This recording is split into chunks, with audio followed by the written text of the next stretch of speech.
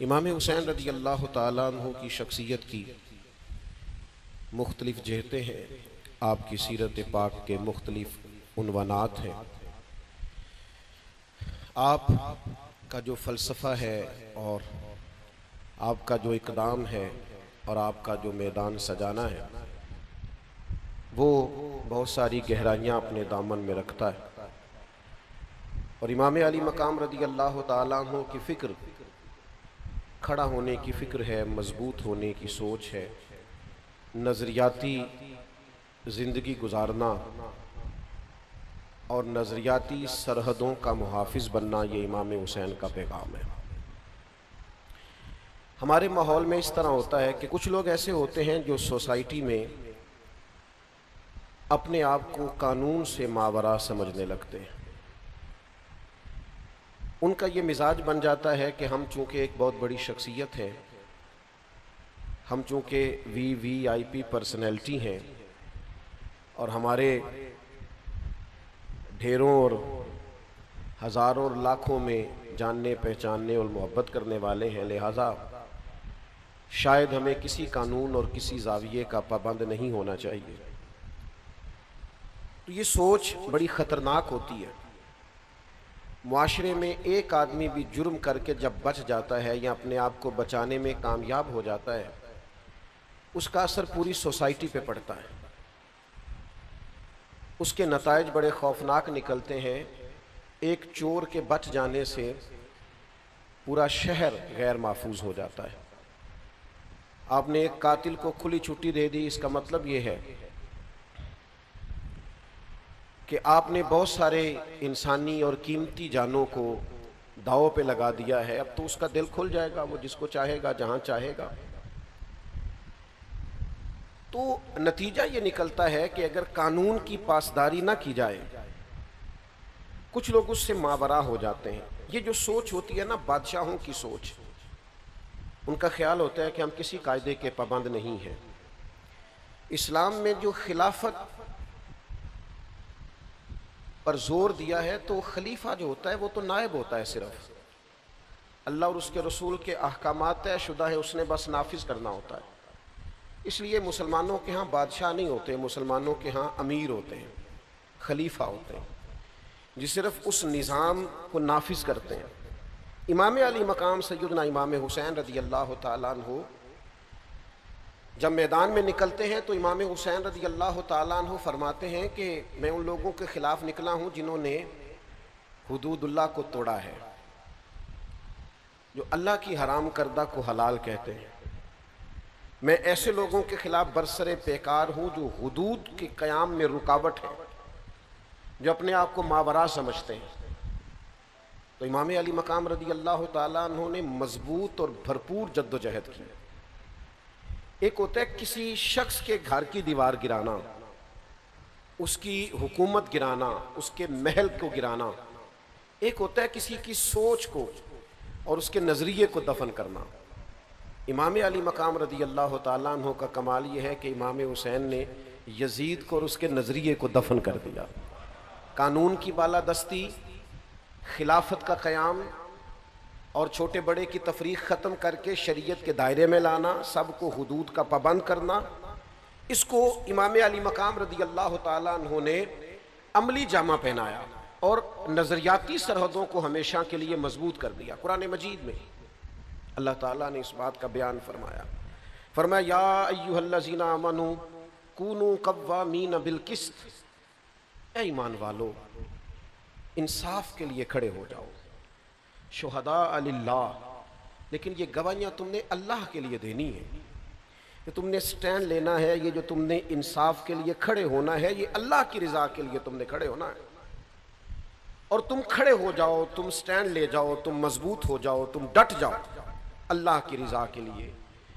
اور جو طرز ہمیں اللہ کا قرآن دیتا ہے وہ طرز بڑی انوکھی ہے، فرمایا ڈٹ جاؤ، وَلَوْ عَلَىٰ أَنفُسِكُمْ، اگرچہ اس میں تمہاری اپنی جان کا نقصان ہی کیوں نہ ہو، تمہیں خود ہی قانون کے دائرے میں کیوں نہ آنا پڑے، تمہیں اپنے آپ کو قانون کے حوالے کیوں نہ کرنا پڑے، اپنی ذات پر حدود کا تمہیں تعین लागू क्यों ना करनी पड़े, लेकिन तुम डट जाओ, अल्लाह के लिए खड़े हो जाओ, कानून की पाबंदी करो।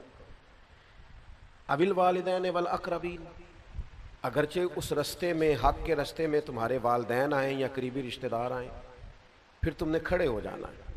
फिर तुमने अपनी ज़ात को नहीं देखना, अपनी कराबत को नहीं देखना, अपने वालिदैन को नहीं देखना। हक के लिए, इंसाफ के रस्ते में, अल्लाह की रज़ा के लिए खड़े हो जाओ। फिर इरशाद फरमाया इन यकुन गनियन औ फ़कीर, फरमाया अगरचे इस रस्ते में कोई गनी आए, औ फ़कीरा, या कोई फ़कीर आए, किसी मालदार को नहीं देखना कि उस पर हद आ रही है तो उसके पैसों के रोब के नीचे आ जाना, और किसी गरीब को देखकर तरस भी नहीं खाना कि मैं फैसला करने लगा हूं तो चलो तुम्हारा बंदा है, गरीब आदमी है, मैं तुझे छोड़ देता हूं। ये काम ना करना। जब हद की बारी आए तो अमीर आए या गरीब आए, कानून सब के लिए बराबर है। और अगले लफ्ज़ जो कुरान मजीद ने बयान फरमाए वो समझने वाले हैं। फरमाया फल्लाहु औला बिहिमा, तुम खैर खा न बनो, अल्लाह तुम सबसे बढ़ के इनका खैर खा है।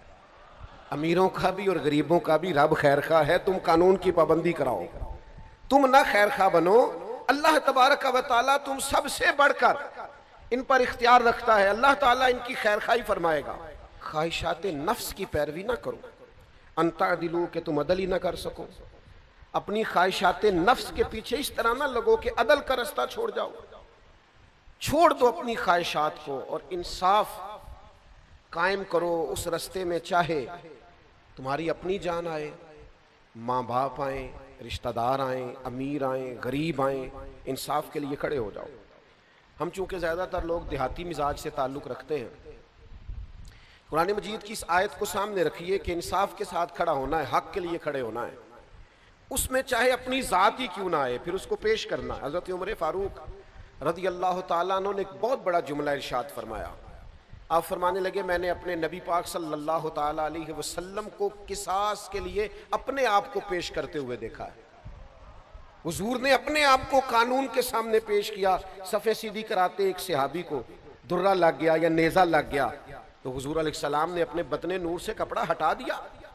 फरमाया आओ तुम बदला ले सकते हो, तुम्हें तकलीफ हुई है। तो हजरत उमर फरमाते हैं अगर मदीने वाले महबूब अपने आप को किसास के लिए पेश कर सकते हैं तो फिर बाकी कौन है जो अपने आप को मावरा समझता है? फिर वो कौन है जो कहता है मुझ पे नाफिज नहीं हो सकता, मेरे ऊपर आप हुक्म नहीं चला सकते? सबसे पहले तो अपनी जात से शुरू करना होगा। नबी पाक अलैहिस्सलाम ने खुद इरशाद फरमाया, अगर मेरी वजह से किसी को तकलीफ पहुंची हो तो मैं हाजिर हूं, बदला ले सकता है।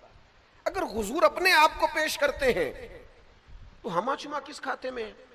हमारे यहां वो जो फिक्री तजाद है, मतलब हम ये चाह रहे हैं पूरी दुनिया पे दीन नाफिज हो जाए, लेकिन कहीं नफ्स की ख्वाहिश ये कहती है कुल दुनिया पे हो, मेरे ऊपर ना हो। तो माज़अल्लाह आप अपने आप से पहले सवाल तो कर लें, आप इस कटहरे में आने को तैयार हैं? मैं इस बड़े मजमे में बड़े दर्द के साथ एक बात कहता हूं, अल्लाह मुझे माफ़ फरमाए अगर कहीं मेरी तबीयत में किसी किस्म का कोई तसन्नो हो। मैंने बहुत पहले कहा था कि बहुत बड़ी गद्दियों के वारस पीर नहीं चाहते कि मुल्क में दीन नाफिज हो जाए, नहीं चाहते, इसलिए कि उन्हें कटहरे में आना पड़ेगा, उन्हें अपनी अरबों खरबों की जायदाद का हिसाब देना पड़ेगा। वो जो अलग से एक सल्तनत कायम किए हुए हैं वो सल्तनत टूट जाए। हमारा मिजाज नहीं है भाई, हम थोड़ा सा हट के जीना चाहते हैं। हम सिफारशी कार्ड अपनी जेबों में रखते हैं, हम अपनी गाड़ियों के पीछे लिखवाए फिरते हैं, मैं फलां साहब होता हूं, मैं फलां साहब होता हूं, मेरा फलां नाम है, मेरी मोटरसाइकिल के पीछे लिखा हुआ होता है मेरा फलां इलाके से ताल्लुक है। आप कोई अलग मखलूक है? आपने जो मोटर बाइक के पीछे और गाड़ी के पीछे लिखवा लिया है और आपने जो झंडा बुलंद कर लिया अपनी गाड़ी पर और एक आपने बल्ब जलने वाला और इशारे देने वाला लगवा लिया, तो आप क्या है? कानून के दायरे में आप आएंगे, कानून के दायरे में। हजरत अनस बिन मालिक रदी अल्लाह ताला अन्हु फरमाते, नसर की बेटी रबी ने एक औरत को कुछ मारा था और उसके दांत टूट गए थे, तो हुजूर की बारगाह में मुकदमा दायर हुआ। तो नबी पाक ने फरमाया बदला दे ये।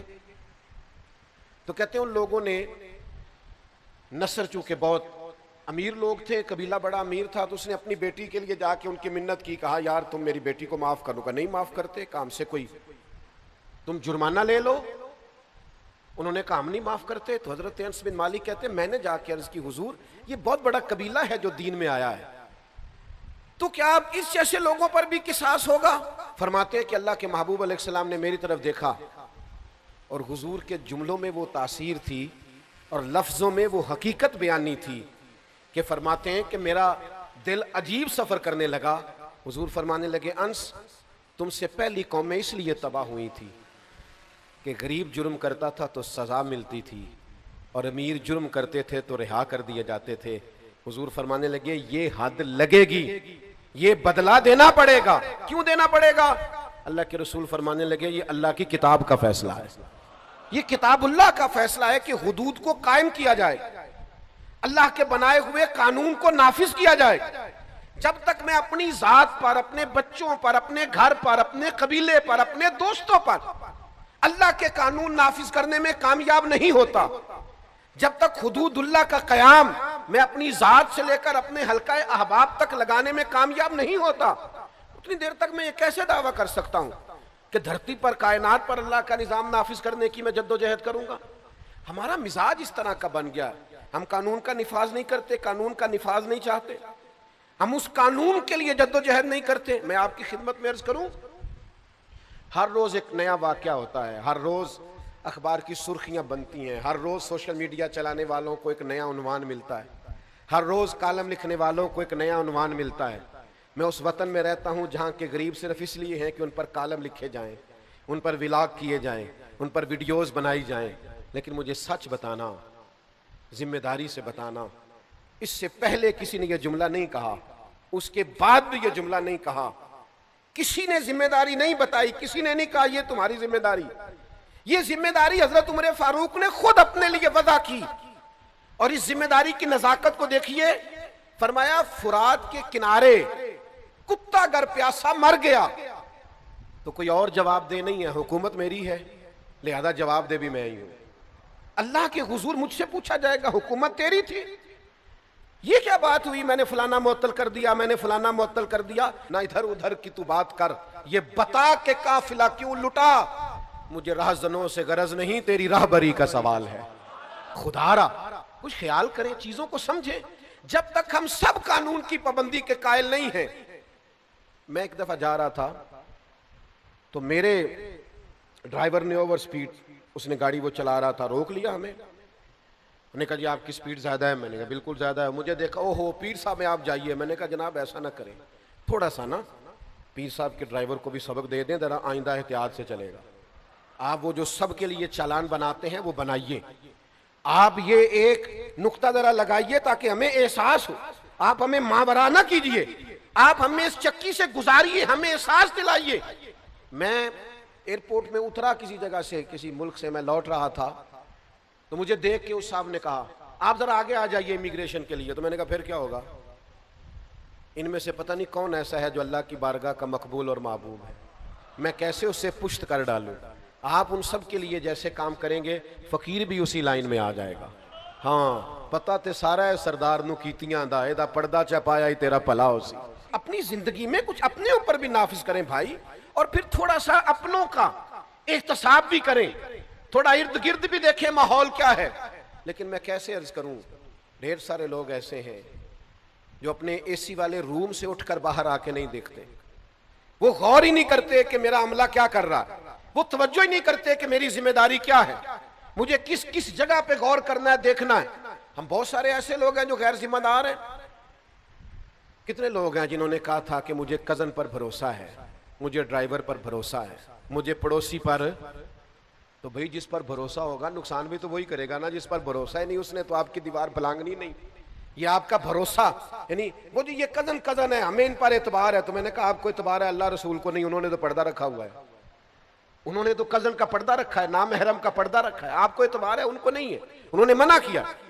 تو میرے بھائی جب تک آپ محاسبہ نہیں کریں گے, احتساب نہیں کریں گے, قانون کو نافذ نہیں کریں گے, اپنے ارد گرد نہیں دیکھیں گے.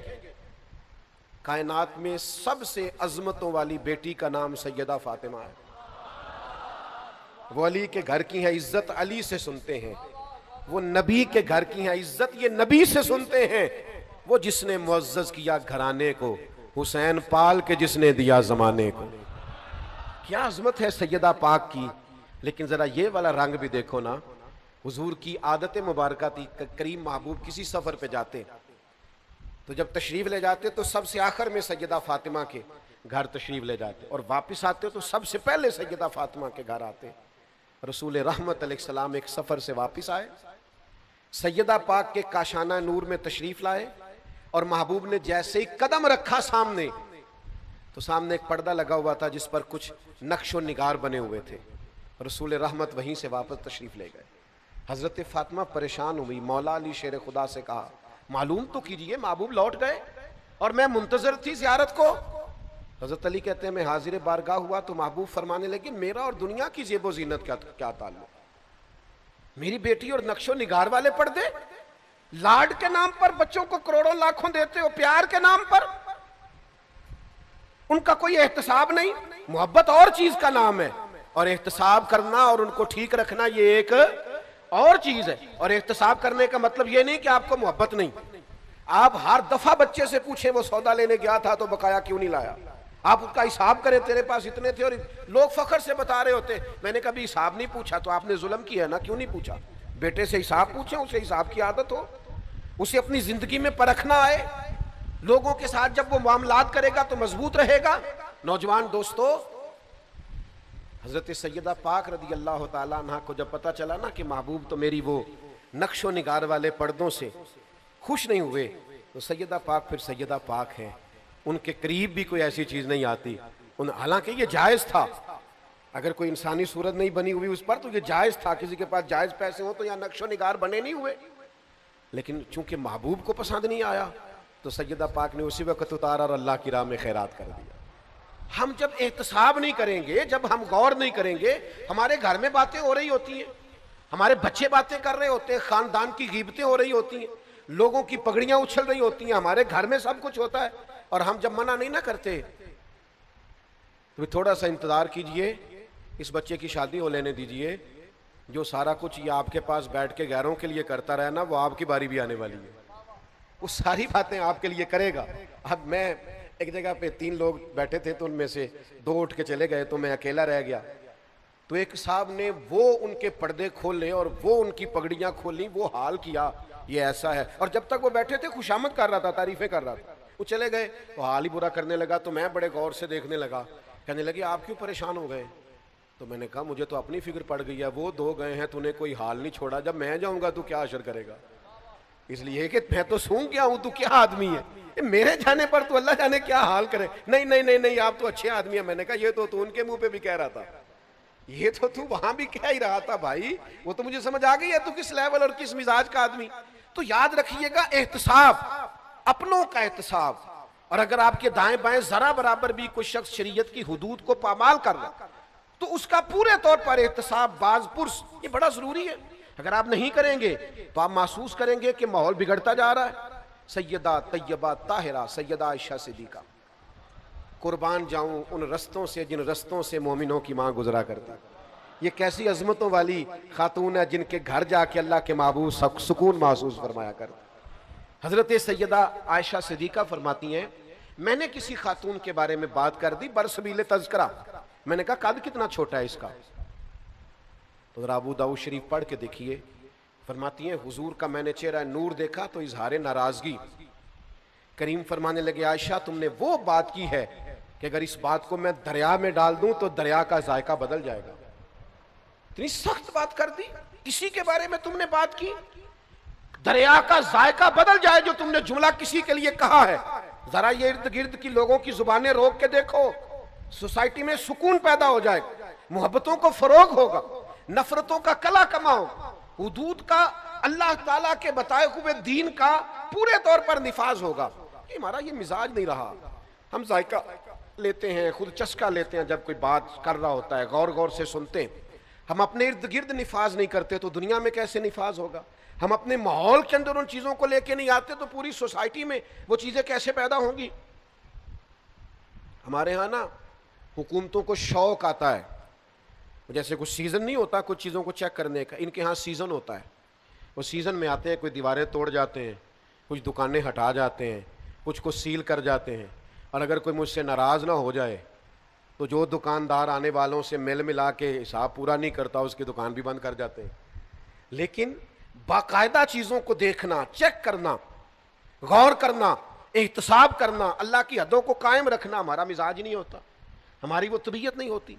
اللہ کے حبیب علیہ السلام صحیح حدیث میں موجود ہے, بازار میں تشریف لے گئے حضور, اور نبی کریم نے گندم کا ڈھیر دیکھا. تو آپ کہیں بھی چلے جائیں, ہمارا تو ریڑھی والا اس طرح کرتا ہے کہ اس نے آگے آگے صحیح صحیح پھل لگایا ہوتا ہے, اور پیچھے پلٹ کے دیکھیں تو رنگ اور ہوتا ہے.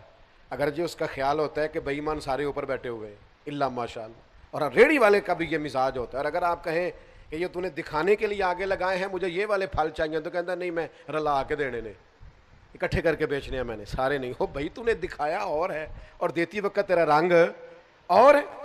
اللہ کے حبیب علیہ السلام بازار تشریف لے گئے, گندم کا ڈھیر لگا ہوا ہے, تو میرے محبوب نے, حضور نے, سید عالم نے اپنی آستین مبارک کو اوپر کیا, اور پھر گندم کے ڈھیر کے اندر حضور نے دست مبارک ڈالا, اور جب آپ کا مقدس ہاتھ آگے گیا تو نمی محسوس کی کریم نے. تو حضور فرمانے لگے, یہ گندم تم نے نیچے چھپا رکھی ہے جو گیلی ہے؟ حضور وہ بارش ہوئی تھی تو فرمایا اوپر خشک ڈال دی اور نیچے تم نے گیلی ڈال دی. یہ بات پر غور کیجئے گا, اس نے جنس کو نہیں بدلا, اس نے اینٹیں پیس کر سرخ مرچوں میں نہیں ملائیں, اس نے وہ والا کام نہیں کیا کہ دوائیاں تک بھی لوگوں کو خالص نہ ملیں. حال یہ ہے کہ گندم صرف ہے ٹھیک, ذرا گیلی ہے, وہ گیلی گندم اس نے نیچے رکھ دی. تو اللہ کے حبیب فرمانے لگے, سن, جو ملاوٹ کرے وہ ہم میں سے نہیں ہے, وہ ہم میں سے نہیں ہے جو ملاوٹ کرتا ہے. وہ میرے بھائی تھوڑا سا غور تو کریں, توجہ تو کریں. یہاں تو منظر بڑا عجیب ہو گیا ہے کہ جس ملک میں دوائیاں بھی خالص نہ ملیں, اور جہاں لوگوں کو جان بچانے کے لیے جن چیزوں کی ضرورت ہو ان کا بھی پتہ کرنا پڑے. آپ جائیں میڈیکل سٹور پہ, ڈاکٹر نے آپ کو لکھ کے دی ہے, تو میڈیکل سٹور والا مشورہ دیتا, کہتا یہ رہنے دو, یہ والی لے جاؤ, فارمولہ ایک ہی ہے, کیونکہ وہ اس نے بھی اسی طرح کا رویہ رکھا ہے. اور ڈاکٹر صاحب کو بھی میڈیکل ریپ والے ملاقات کر گئے تھے, انہوں نے بھی بتایا کون سی لکھ کے دینی ہے. اللہ ماشاء اللہ, سب جگہ ہاتھ ملے ہوئے ہیں, اور سب جگہ تعلقات بنے ہوئے ہیں, اور سب ہیں جو باقاعدہ اس میں شامل ہو گئے ہیں. اور آپ سمجھتے ہیں کہ امام حسین کا ذکر یہ ہے کہ آپ نے 3 دیگیں پکائی تھی 10 محرم والے دن, تو مہربانی کریں آپ گھر میں رکھیں دیگیں. یہ ساری چیزیں اور یہ لنگر اور یہ دنیا اور کائنات, آپ کس کے لیے 4 دیگوں کی بات کر رہے ہیں جو جنت کے مالک اور سردار ہیں. آپ ان کے نظریے کو سمجھیں, فکر کو سمجھیں, سوچ کو سمجھیں. جب تک عملاً دین کا نفاذ نہیں ہوتا, مزاج پہ دین نافذ نہیں ہو. مجھے بتائیے, نبی پاک علیہ السلام نے اس شخص سے ہاتھ نہیں ملایا جس نے سونے کی انگوٹھی پہنی تھی, رحمت للعالمین نبی. میں کیسے کہوں آج آپ کو, ہزاروں لاکھوں مسلمان ہیں جو سونے کی انگوٹھیاں پہنتے, کڑے چھلے پہنتے. کتنا کو مشکل کام ہے سونے کی انگوٹھی اتار کے چاندی کی پہننا. آپ اتنا بھی نفاذ اپنی زندگی پر نہیں کر سکتے, اپنے ماحول میں اتنا بھی جائز ناجائز کا ہم حساب نہیں رکھ سکتے, یہاں تک بھی اپنے آپ کو سمجھا نہیں سکتے. اور پھر کہنے والے بھی نہیں کہتے, کہنے والے بھی نہیں کہتے, وہ بھی سمجھتے ہیں. ایک دوست آئے سونے کی زنجیر پہنے ہوئے تھے, تو میں نے ان کو منع کیا, تو اللہ تعالیٰ نے کچھ زیادہ مال دیا ہوا تھا ان کو, بگڑ گئے بیچارے. تو مولانا صاحب جن کے ساتھ وائے ہوئے تھے وہ بڑے نفیس آدمی, مجھے بعد میں کہنے لگے, حضرت وہ کہہ رہے تھے آج کے بعد پیر صاحب کے پاس نہیں جانا. تو میں نے کہا ان سے کہنا تھا پیر صاحب کب تڑپ رہے ہیں آپ سے ملنے کے لیے. انہوں نے کب کہا تھا کہ ہمیں ضروری آپ سے ملنا ہے, ایٹ سیٹ تے پکھڑا کوار گندل اسی اور بھی بوٹیاں جاننے ہیں. آپ کو کس نے غلط فہمی میں مبتلا کر دیا ہے کہ ہم بڑے تڑپ رہے تھے. شریعت کا حکم آپ کو سنایا جائے اور آپ بگڑ جائیں, ایک دفعہ نہیں 100 دفعہ بگڑے. آپ 100 دفعہ بگڑے, 1000 دفعہ بگڑے تو صحیح, خدا را دین کے نام پر بگڑے تو صحیح, پتہ تو ہو کہ دین کے لیے بگڑ گئے. میرے عزیز, اپنی زندگی میں مزاج میں نفاذ دین کا مزاج بنائیں. یہ کیا عجیب بات ہوئی کہ میں اپنا مخالف دیکھ کے تو کڑتا ہوں, اپنا مخالف دیکھ کر تو بے چین ہوتا ہوں, میری طبیعت میں جلال آتا ہے, لیکن شریعت کا مخالف دیکھ کر مجھے کچھ بھی نہیں ہوتا. میرا شاگرد, میرا مرید, میرا عقیدت مند, میرا ادارے میں ڈیوٹی کرنے والا, میرے دفتر میں کام کرنے والا, میرے ہاں ملازمت کرنے والا, وہ ذرا سا میری نافرمانی کرے تو میری طبیعت بگڑ جائے. اور رب کی نافرمانی ہر جگہ ہوتی رہے اور مجھے ذرا احساس بھی نہ ہو. وہ اللہ کے بندے تھے, حضرت عبداللہ ابن مبارک گھوڑے پہ بیٹھے تو گھوڑا ذرا ہلنے لگا. حضرت عبداللہ ابن مبارک رحمۃ اللہ تعالی علیہ نیچے اترے اور نماز کی نیت باندھ لی اور 2 رکعت نماز توبہ ادا کی. تو خدام نے عرض کی, حضور گھوڑے نے ذرا اٹکیلیاں کی ہیں اور شرارتیں کی ہیں اور آپ نفل پڑھنے لگے. حضرت عبداللہ ابن مبارک کی آنکھوں میں آنسو چمک آئے, فرمانے لگے جس دن مجھ سے رب کی نافرمانی ہو جاتی ہے نا, اس دن جو میرے فرما بردار ہیں وہ میری نافرمانی کرنے لگ جاتے. تو اس گھوڑے نے آج نافرمانی کیا تو توبہ کر رہا ہوں کہیں اللہ کی مجھ سے کوئی نافرمانی تو نہیں ہو گئی. بھائیو تھوڑا سا سمجھے چیزوں کو. اور آپ نفاذ قانون اور نفاذ شریعت اور حدود کا تعین جو ہمارے دائرہ کار میں ہے وہ تو کریں, اس کا تو لحاظ کریں. پورے ملک پر اسلامی نظام نافذ کر دو, کوئی خاتون بغیر پردے کے باہر نہ آئے. وہ تو جب نافذ ہوگا تب آئے گا نا. تو ابھی آپ اپنے گھر پہ تو نافذ کریں نا, اپنے اہل خانہ کو تو پردہ کرائیں نا, ان کو تو تلقین کریں نا با پردہ رہنے. جہاں تک آپ کنٹرول رکھتے ہیں وہاں تک تو آپ دین کی بات کریں, لیکن آپ تو اپنے گھر کے اندر بھی ناکام ہے دین کے نفاذ کے لیے.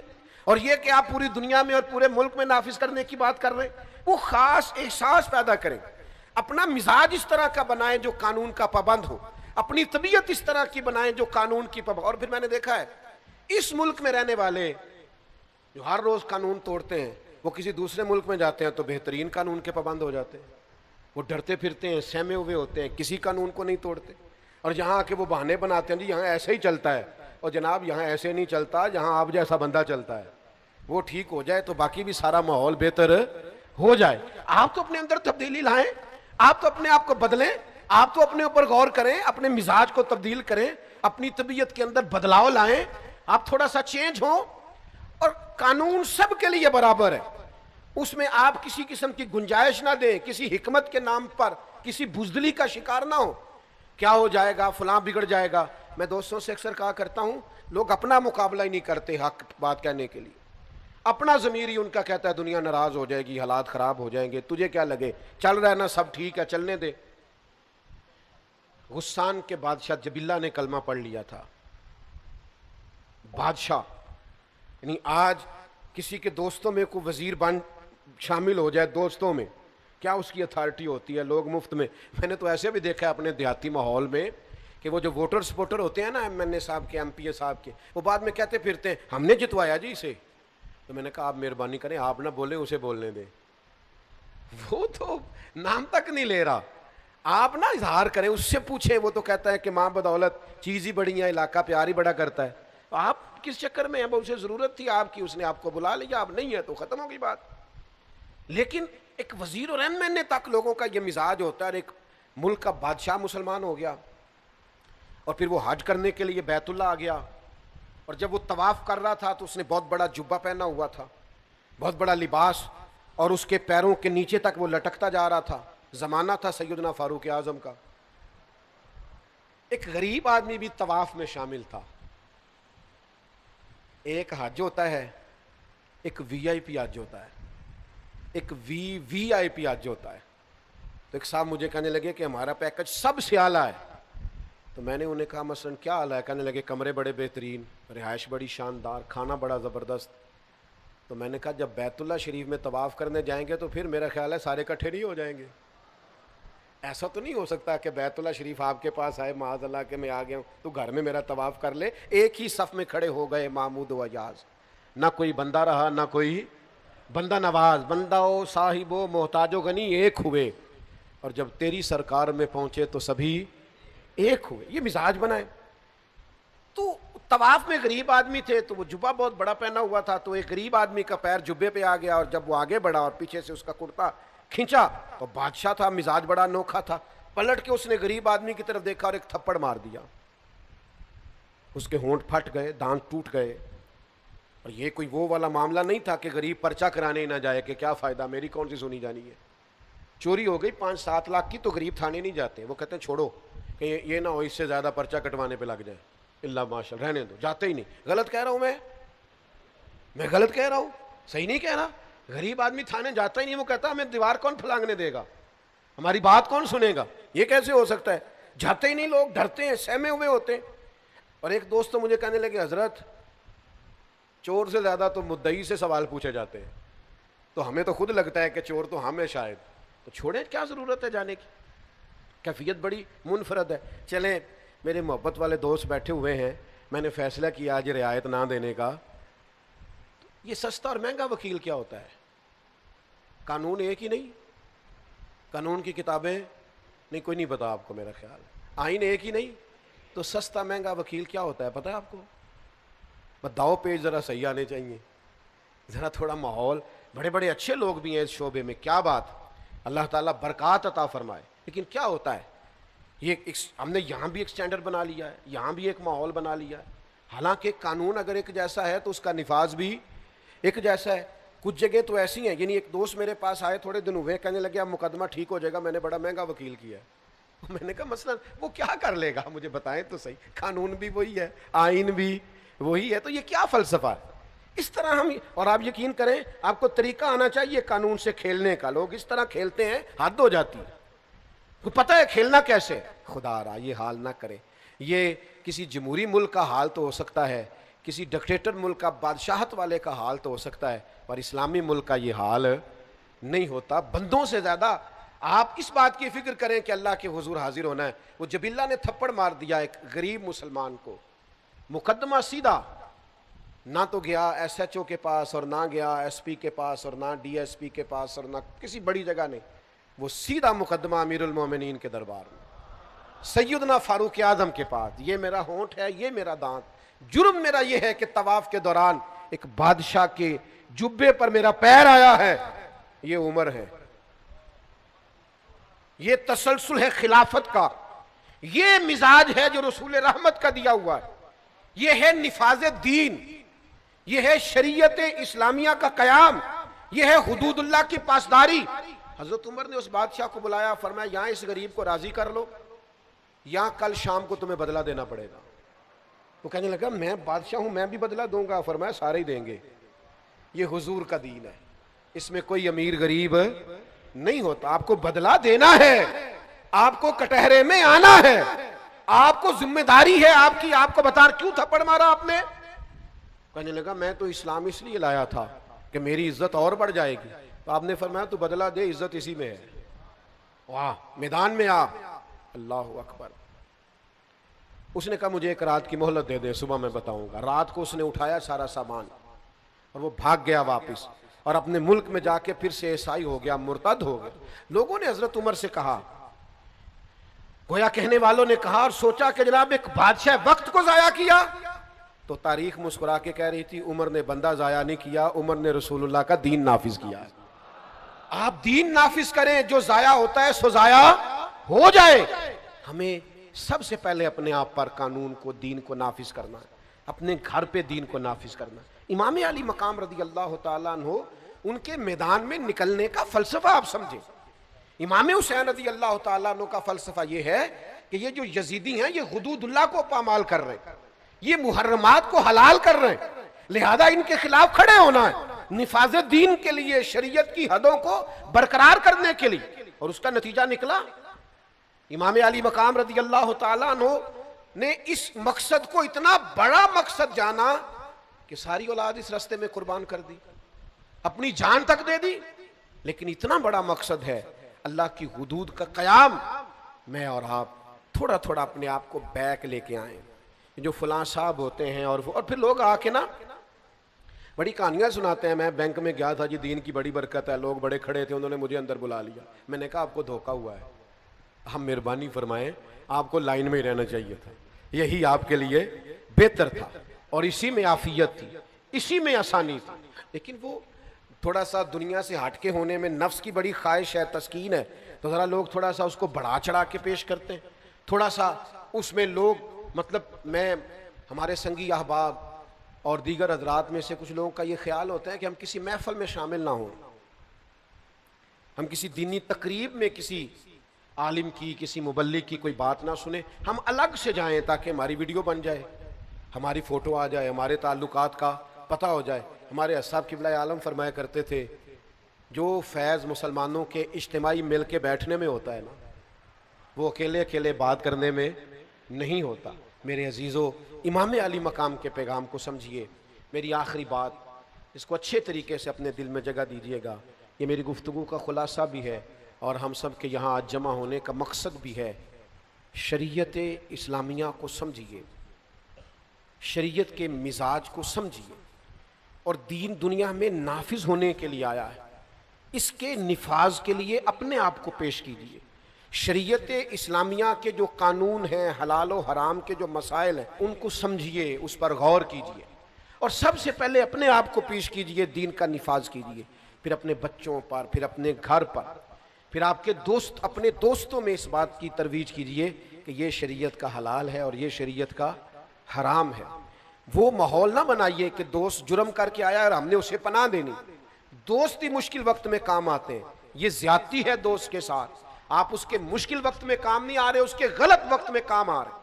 آپ کوشش کیجئے، توجہ دلائیے کہ میرے بھائی یہ آپ نے غلط کیا ہے، آپ اپنی غلطی کا ازالہ کریں، کبھی مجرموں کے ساتھ کھڑے نہ ہوں، کبھی ظالموں کے ساتھ کھڑے نہ ہوں۔ امام حسین رضی اللہ تعالیٰ عنہ کی فکر یہ ہے کہ آپ اپنے بچوں کے ساتھ ہوں، مستورات کے ساتھ ہوں، اہل خانہ کے ساتھ ہوں، لیکن آپ کو حق کے لیے کھڑا ہونا پڑے تو آپ ڈٹ جائیں، میدان میں رہیں، لیکن تھوڑی سی بھی کسی مقام پر بھی آپ لچک کا مظاہرہ نہ کریں۔ آپ یقین کر کے جانیں یہاں تو یہ حال ہو گیا ہے کہ بالکل جس کو آسانی سے کہا جا سکتا ہے نا اور ہماری بات بھی سنے گا، اس کو کہا جا سکتا ہے نا کہ یہ کام نہ کر، یہ جائز نہیں، لیکن صرف ہم اس لیے نہیں کہتے کہ یہ بندہ کہیں مجھے برا نہ کہے، بس ٹھیک ہے میں گڈ بک میں رہوں، مجھے کسی جگہ ملامت نہ کی جائے۔ بالکل ہمارے کہہ دینے سے وہ بدل جائے گا، ہمارے بات کرنے سے وہ اثر قبول کرے گا، لیکن نتیجہ یہ ہوتا ہے کہ چونکہ وہ کہیں میرا مخالف نہ ہو جائے لہذا ہم بات ہی نہیں کرتے۔ اپنے گھر میں، اپنے قبیلے میں، اپنے خاندان میں اس بات کا رواج پیدا کیجئے کہ ہمیں شریعت کے اصول اور قاعدے ضابطے ان کا نفاذ کرنا ہے۔ اللہ کے حبیب علیہ السلام نے دعا دی، کہا اے اللہ اس مرد پہ رحم فرما جو صبح نماز کے لیے اپنی بیوی کو جگاتا ہے، کہا اے اللہ اس عورت پر رحم فرما جو صبح نماز کے لیے اپنے شوہر کو جگاتی ہے۔ وہ میرے دوستو اللہ کا فرض ادا کرنے کا ٹائم ہے، اور میرے گھر میں میرے اہل خانہ، میرے بچے سو رہے ہیں، میری ذمہ داری تو یہ تھی کہ میں ان کی نیند نہ دیکھتا، شریعت کا قانون دیکھتا، اٹھو وقت نماز ہے، لیکن وہ یہ ذرا دیر سے آیا ہے، یہ رات کو ذرا جاگتا رہا ہے، اس کے پیپرز کے دن۔ آپ کیا بات کر رہے ہیں؟ آپ اپنے گھر کے اندر بھی ایک نظام نہیں بنا سکتے؟ میں تو ان بزرگوں کو جانتا ہوں جو کہتے تھے پتر آج میرے لیے کھانا نہ بنانا، اگر تو نماز کے لیے بر وقت نہیں اٹھ سکتی تو میرا بیٹا میرے کھانے کا تو گزارا ہو جائے گا، میں ہوٹل سے بھی کھا لوں گا، مجھے ڈر آتا۔ تو اللہ کی حدوں کو توڑتے، سمجھتے نہیں بات تو خدا را تھوڑا سا شریعت کے ماحول میں اپنے آپ کو ڈھالیے، امام حسین کی اصل فکر کو سمجھیے۔ میں نے جمعے میں کہا تھا، پھر کہتا ہوں، امام حسین کو ذاکروں، خطیبوں، نقیبوں، شاعروں، ادیبوں سے نہ سنا کریں، صرف امام حسین کو سننا ہو تو شریعت کا قانون دیکھیں، قرآن کی آیات پڑھیں، حضور کا اسوہ نور دیکھیں، خلفائے راشدین کی زندگیاں دیکھیں، امام علی مقام آپ کو سمجھ آئیں گے۔ کوئی ان کا انوکھا فلسفہ نہیں ہے، وہ نفاذ قرآن کے لیے اور نفاذ شریعت کے لیے میدان میں ہے، وہ اللہ کا دین نافذ کرنے کے لیے میدان میں، وہ نظام خلافت کو پھر سے قائم کرنے کے لیے میدان میں۔ ہم نے اس کو موضوع تقریر بنا لیا، نکتہ افرینی، ہر سال ایک نیا نکتہ کربلا میں سننے کو ملتا ہے، ہر سال ایک نئی داستان سرائی اور نئی لذت سے واقع کربلا۔ چھوڑ دیں آپ، یہ کیا ہے؟ سادہ سا ان کا فلسفہ ہے، سادہ سا کہ ہمیں شریعت اسلامیہ کے ساتھ کھڑا ہونا ہے، اور امام علی مقام کے ماننے والوں کو بھی چاہیے ایسا نہ ہو کہ سارا سال یزیدیوں کے ساتھ رہیں اور یکم سے 10 محرم تک وہ حسینی بن کے میدان میں آ جائیں۔ ہم سے نہ رقم ہوں گے قصیدے یزید کے، ہم لوگ تو حسین کے سیرت نگار ہیں۔